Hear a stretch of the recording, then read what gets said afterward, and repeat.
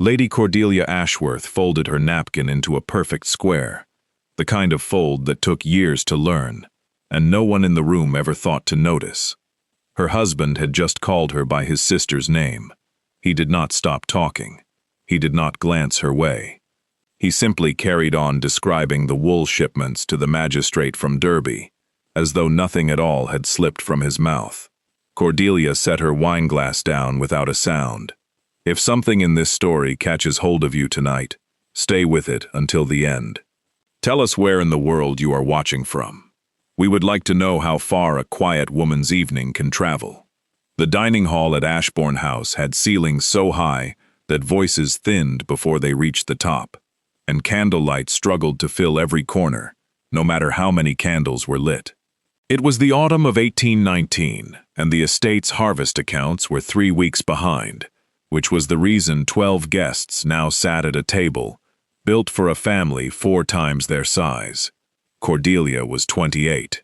She had married the Duke of Ashbourne 9 years earlier, in a contract her father had arranged over one long winter of letters, the same way 2 neighboring farms might be joined by a single fence removed. No one had written the word love in any of those letters. She knew this because she had read every one of them herself, 3 years into the marriage, in the estate office, standing at the window, while the light went from gold to gray. She was good at running a house. Better, she would have said, than any woman in Derbyshire, though no one had asked her opinion on the matter in 9 years. She knew which guests could sit beside each other without a quarrel breaking the roast course. She knew that Mr. Pemberton, who oversaw the estate's rents, drank steadily through dinner and needed his glass removed before the talk turned to figures, because his figures worsened with drink and her husband's temper worsened with bad figures. She had built this knowledge, stone by stone, over 9 years, the way a wall gets built without anyone watching, until one day it simply stands there, and everyone assumes it always had. Tonight, the magistrate, a narrow, watchful man named Fenwick, had come from Derby to ask questions about a shortfall in the wool tallies. He sat near the head of the table, beside the Duke. His wife sat across from him, saying almost nothing, watching everything. There was a young solicitor eager to prove his worth. There was the Duke's cousin, newly widowed, laughing a half-beat too loud at things that were not especially funny. There was Cordelia's younger sister, Harriet, 23 and unmarried, who had spent 9 years watching her sister's marriage from a careful distance, and decided she preferred her own freedom to any of it.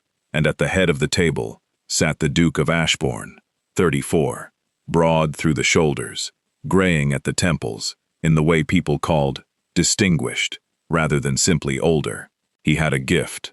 Cordelia had come to see it as a gift, even as it wounded her, for making every guest feel, briefly, that they alone held his full attention, even when his mind was somewhere else entirely. It was over the second course, the soup cleared, and the fish not yet come, that Fenwick turned to her with polite formality. "I understand, Your Grace, that you manage the household ledgers as carefully as the table. His Grace tells me your record-keeping is remarkable."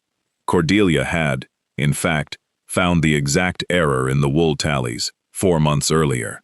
She had shown her husband the pages herself, in March, in the estate office, with the relevant lines marked in her own hand. He had thanked her. He had folded the pages into his desk.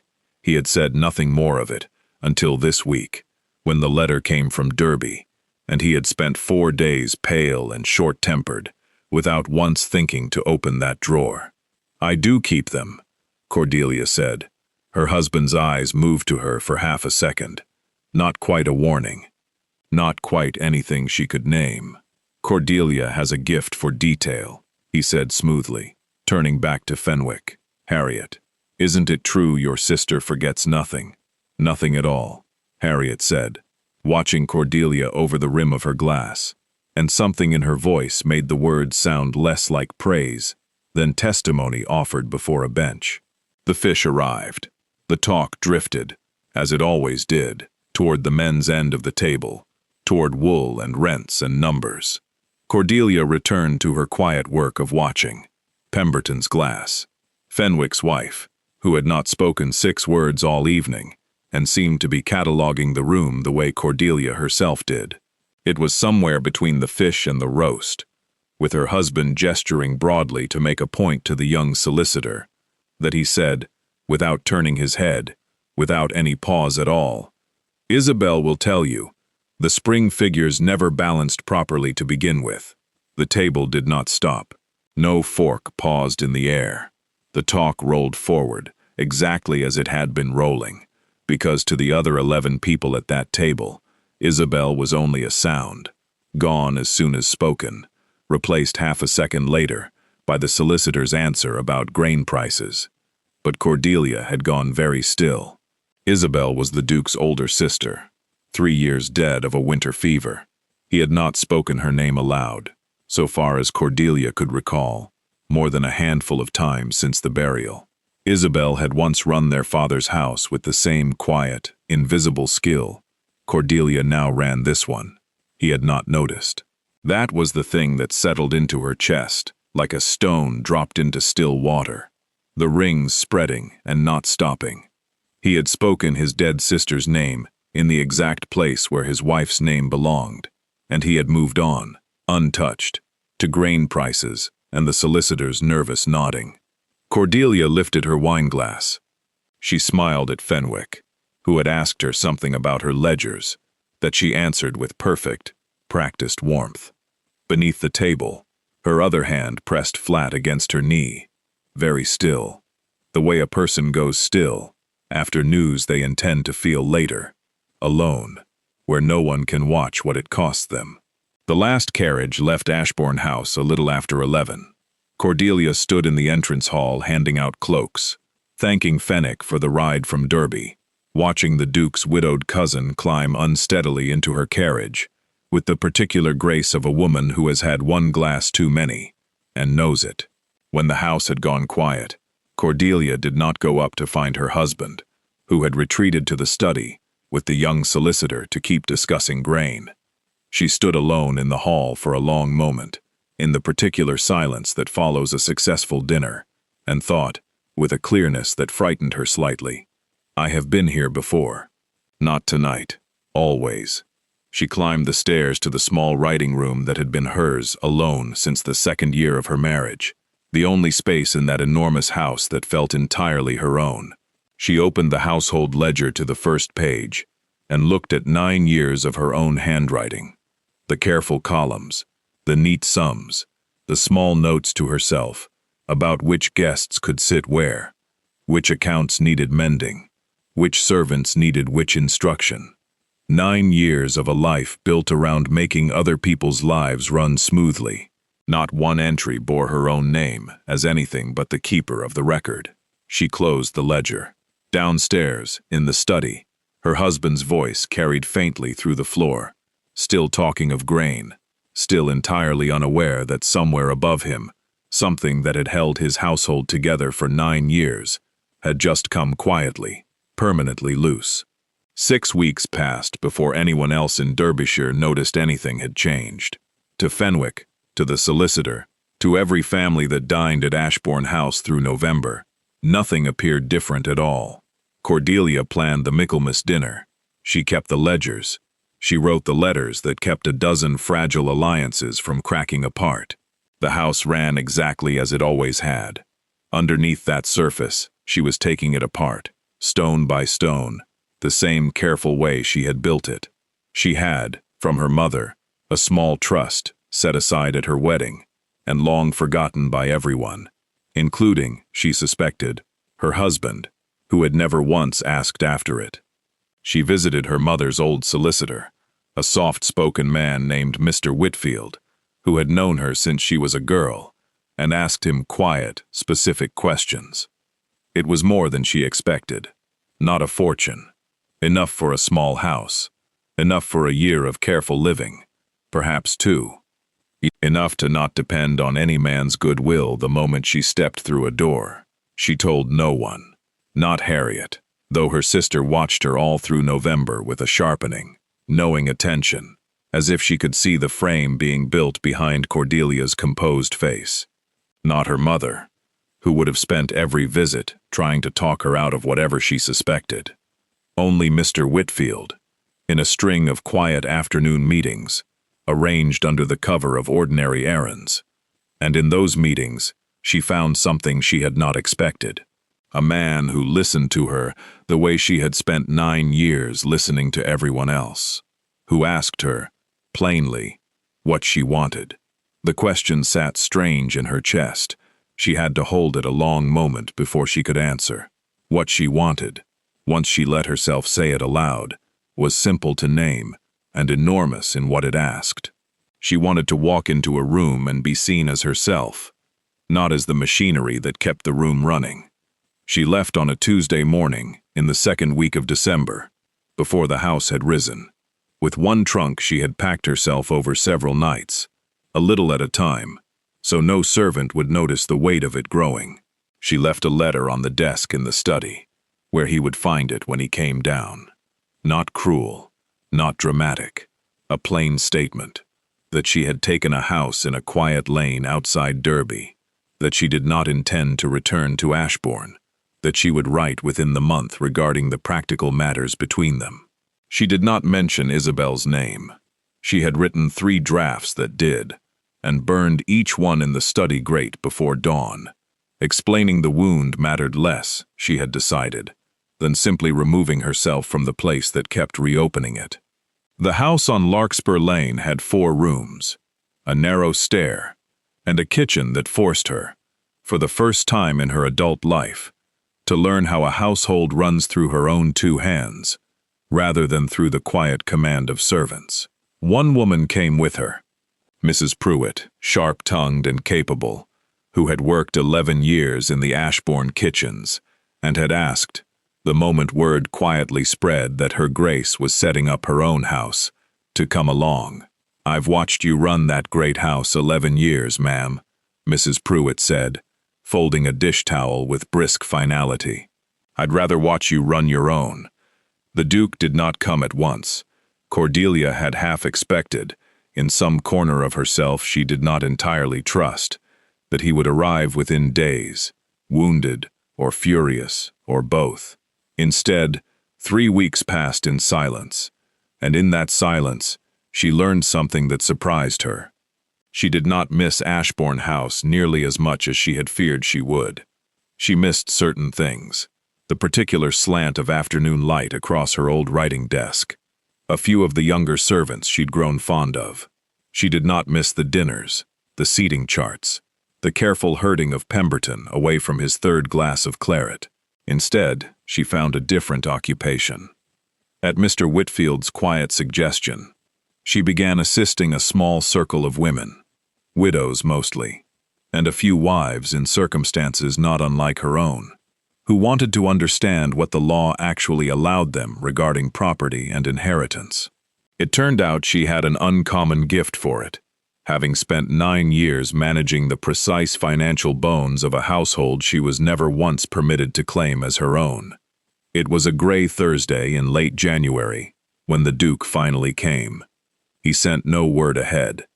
Mrs. Pruitt answered the door, and Cordelia heard her own former housekeeper's voice in the front hall, cool and entirely unsurprised, as though she had been expecting this particular knock for weeks, and had simply been waiting for it to arrive on its own schedule.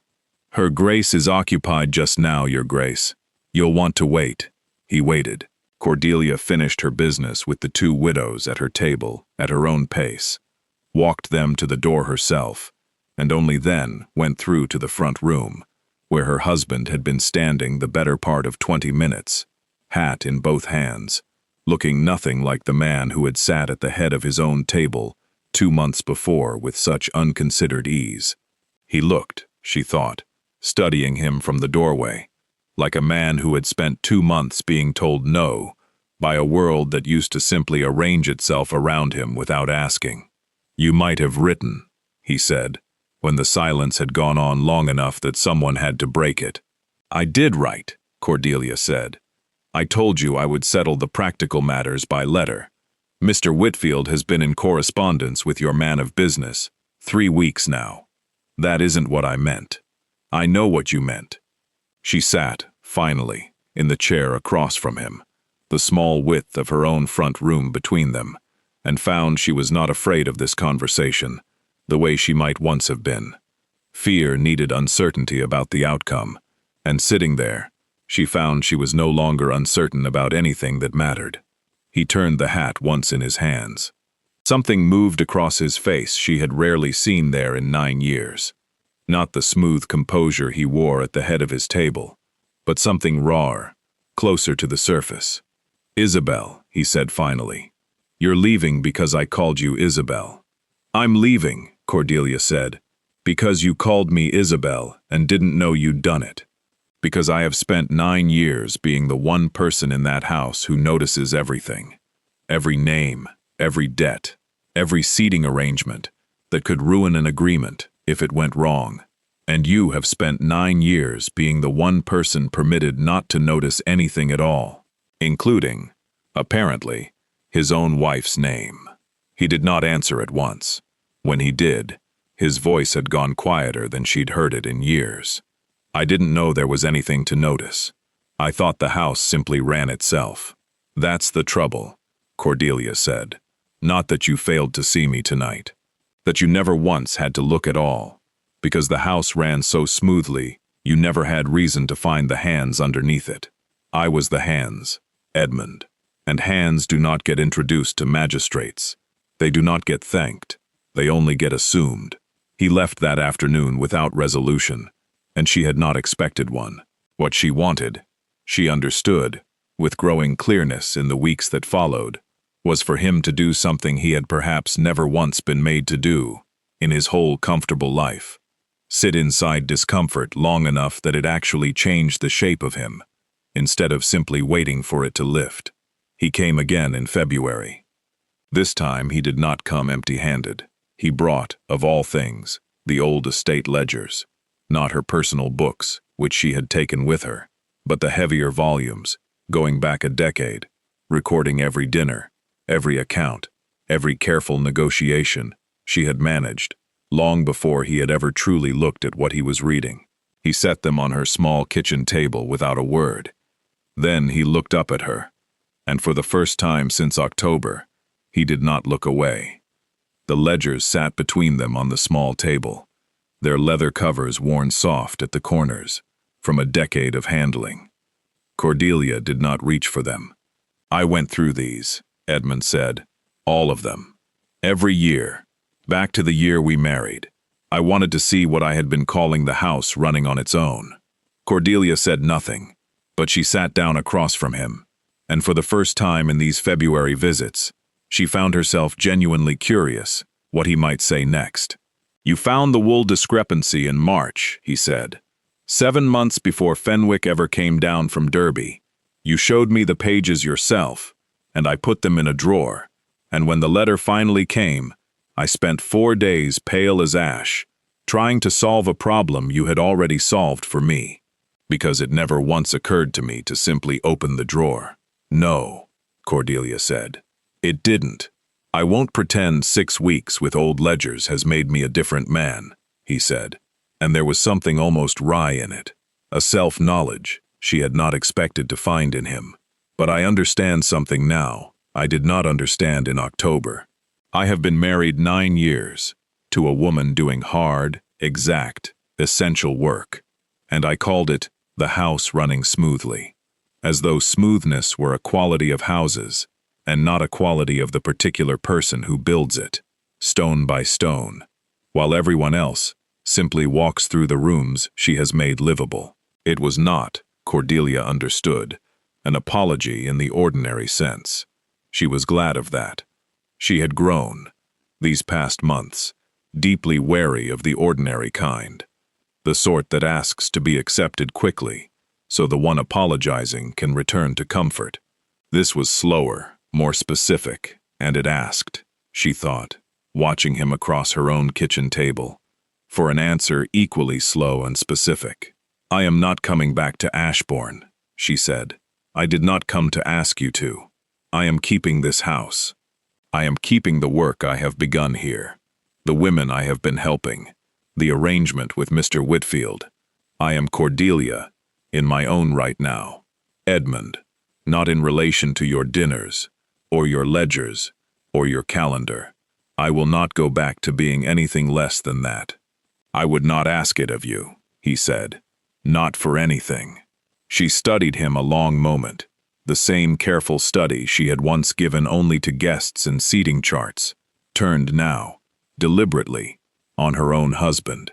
Then I think, she said slowly, we might try to build something, not a restoration, not going back to what we had and calling the last 2 months an interruption. Something new, with different terms. What terms? If you come into my life now, you come into all of it. You meet the women at my table, and you understand their troubles with the law matter as much as Pemberton's rents.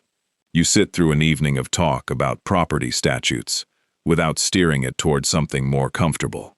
You see me, not the house, not the ledgers, me. And if you ever again look across a room and fail to see who is actually standing in front of you, I will tell you plainly, and you will hear it without flinching. I will hear it, he said, without hesitation. Something in the plainness of the answer, no defense offered, no qualification added, settled the matter for her more than any longer speech could have. Come to the Thursday meeting then, she said. Mr. Whitfield is presenting to the full circle on widows' claims to property.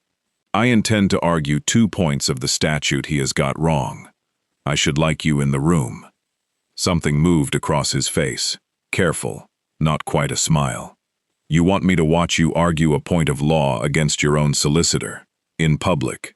I want you in the room, Cordelia said, not managing your expression, not merely tolerating it. Proud, he said. Yes, I can do that. He came on Thursday. The meeting room above the bookshop on Sadler Street was crowded. Women mostly, with a scattering of husbands who had learned, this past year, to sit quietly and listen. Mr. Whitfield spoke well, as he generally did, laying out the relevant statute with careful precision. When he finished, Cordelia rose from her seat near the front and raised a sharp, well-reasoned objection about the limits placed on a widow's claim to property gained during marriage. She cited 2 recent rulings Whitfield himself had not mentioned. The room took on the particular charge of a moment when someone says something plainly better than what came before it. Whitfield answered. Cordelia answered back. To his credit, he conceded the second point entirely, inclining his head with a rueful half-smile that told the room he knew when he had been bettered.